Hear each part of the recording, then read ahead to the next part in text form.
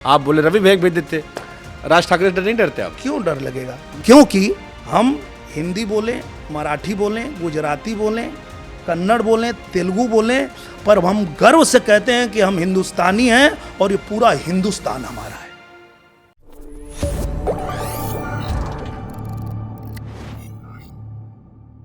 जो आप लड़ाई कर रहे थे कि भाषा के खिलाफ, अगर मराठी भाषा लड़ाई जो विवाद चल रहा था, आप बोले रवि भैया भेज देते। नहीं, रवि भैया भी हर हर महादेव करते हो अपने अंदाज में। कर ही देंगे, वो कर ही देंगे, लेकिन मैं ना भैया आप बहुत भिड़ गए थे। आपने कहा मुंबई में बैठ के आप कहे कि हम बैठे हैं यहाँ पर, जिसको करना कर लो। डर नहीं लगता आपको? राज ठाकरे से डर नहीं डरते आप? क्यों डर लगेगा? मैं इसलिए बोला कि एक बात बताइए, ये देश आज़ाद हुआ और इस देश को आज़ादी दिलाने में कितनी कुर्बानी हुई। कहते हैं कि करता कदर कौन माता मही की, अगर जन्म लेने के रिश्ते न होते, आज़ाद होता न भारत हमारा, अगर हिंद में कुछ फरिश्ते न होते, जन्मे किशन सिंह के गोदी के तारा, दिए खून से सींच भारत की रेती, वह थे भगत सिंह बचपन में कहते, करूंगा पिताजी बंदूकों की खेती। भारत का बच्चा जब ऐसा भाव रखता है कि इस देश को आज़ाद कराने के लिए शहीद हो जाएंगे, और शहीद हुए, कुर्बानी दिए, तब ये आज़ाद हुआ। लेकिन जब आज़ादी मिलने के बाद इस देश में तुष्टीकरण करने वाला नेता, इस देश में भाषा के नाम पे राजनीति करने वाला नेता, इस देश में क्षेत्र के नाम पे राजनीति, जात पात के नाम पे राजनीति करने वाला नेता कोई बात करेगा तो उसके खिलाफ तो हमको बोलना पड़ेगा, क्योंकि तुष्टीकरण करने वाले वतन बेच देंगे, बेच करके चमन ये अमन बेच देंगे, और बचेगा ना कुछ भी जब बेचने की खातिर खोद करके कबर ये कफन बेच देंगे। बट जैसे नेता लोग बिहार से बोलते समझ में आता, आप बम्बई में बैठ के बोल रहे हो। हाँ, क्योंकि अगर भाषा के सम्मान की बात है तो संविधान के हिसाब से ये देश चलता है ना, और संविधान लिखा किसने है? बाबा साहब भीमराव अंबेडकर जी ने। उनकी भाषा क्या है? मराठी है। यही की, हाँ सही बात है। तो हम उस संविधान की अगर हम इज्जत करते हैं और उसके हिसाब से रहते हैं तो उनका सम्मान हम कर रहे हैं। आप तो उनका ही सम्मान नहीं कर रहे हो। आप संविधान के जो अनुच्छेद 19 है कि कोई किसी भी राज्य में रह सकता है, कोई भी भाषा बोल सकता है। मतलब इस पे हमने भी एक वीडियो बनाया था। हमने कहा था अगर मारना ही है तो बड़ा बड़ा फिल्मी सितारा लोग रहता है, आप ही तो महाराज हम लोग की तरफ भेजे थे। हाँ, कि करता है। आप गरीब ठेला वाले के नहीं मारो, रिक्शा वाले के नहीं मारो। वो आदमी सर्वाइवल के लिए आया है, गांव देहात से अपना घर बार छोड़ के 4 पैसा कमाने आया है। उसको क्या हिंदी मराठी में फंसा रहे? उसके पेट का सवाल है कि रात को खाना मिलेगा नहीं मिलेगा। इतना बड़ा बड़ा बॉलीवुड है, इनको पकड़ो, कहो कि मराठी कंपल्शन है। और भाषा सीखना खराब नहीं है, नहीं सीखिए। हम भी यहाँ रहेंगे, सीख लेंगे, मराठी का सम्मान है। लेकिन उसको आधार बनाकर पीटना गलत है, गलत अपराध है ये। हम कलकत्ता में पढ़े हैं, आमी बांग्ला बोलते पारी, खूब भालो करे बांग्ला बोलते पारी। हम वहाँ पढ़े हैं तो बोल रहे हैं। हमारे बच्चे महाराष्ट्र में पढ़ रहे हैं, उनसे आप बात करिए, वो मराठी बोलेंगे, वो पढ़ रहे हैं मराठी। भाई जिसको आती है वो तो बोलेगा ही। और अगर हमसे भी आप महाराष्ट्र में मराठी में ही बात करेंगे तो सुन के मैं भी सीख जाऊंगा। आप तो खुद ही हमसे हिंदी में बात करते हैं।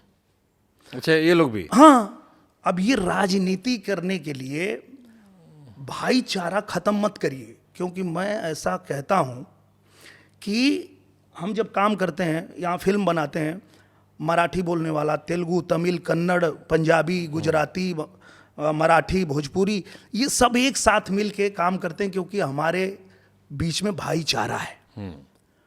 और अगर इस भाईचारा को खत्म करने के लिए कोई राजनीति करना चाहता है तो वो नेता बहुत बेचारा है। क्योंकि हम हिंदी बोलें, मराठी बोलें, गुजराती बोलें, कन्नड़ बोलें, तेलुगु बोलें, पर हम गर्व से कहते हैं कि हम हिंदुस्तानी हैं और ये पूरा हिंदुस्तान हमारा है। पूरा हिंदुस्तान हमारा है, और हम सब भाषा का सम्मान करते हैं।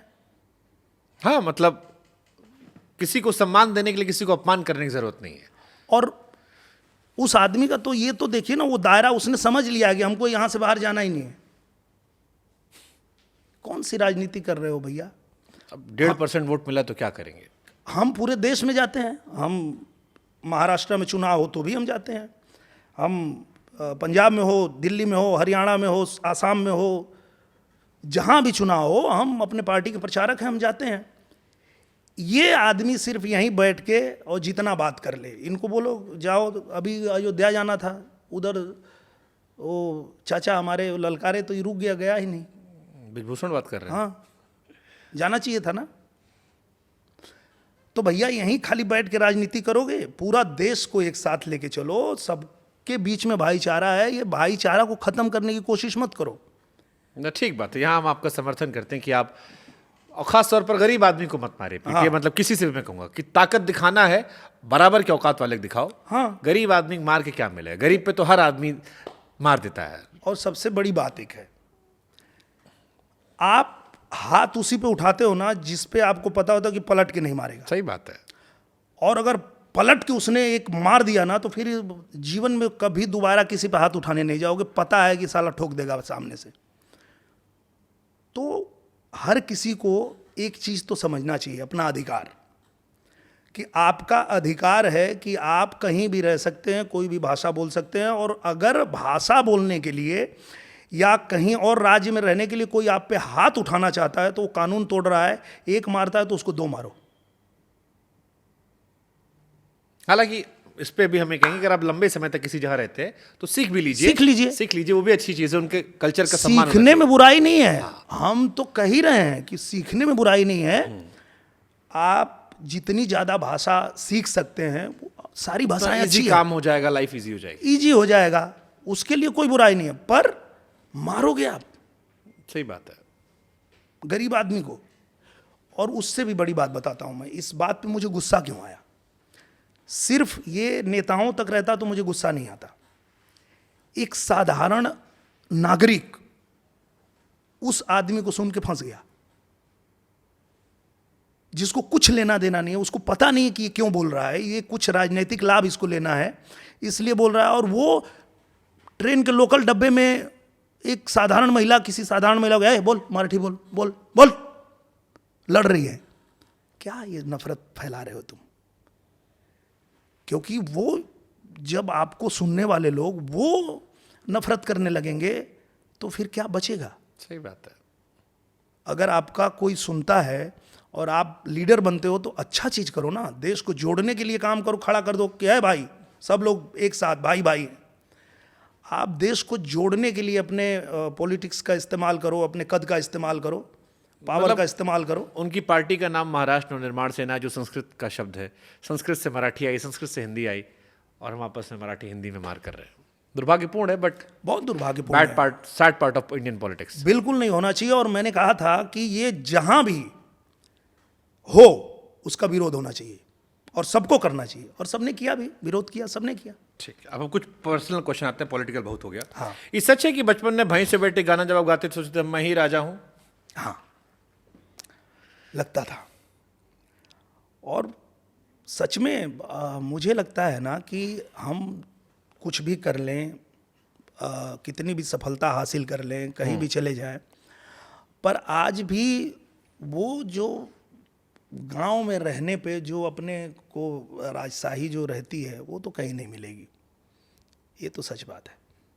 पिताजी चाहते थे आप कैशियर बनने, उन्हें लगता था पैसा इसी में। उनको लगता था सब पैसा वो कैशियर के पास है, तो उसका अपना पैसा होता है। हमको इसीलिए वो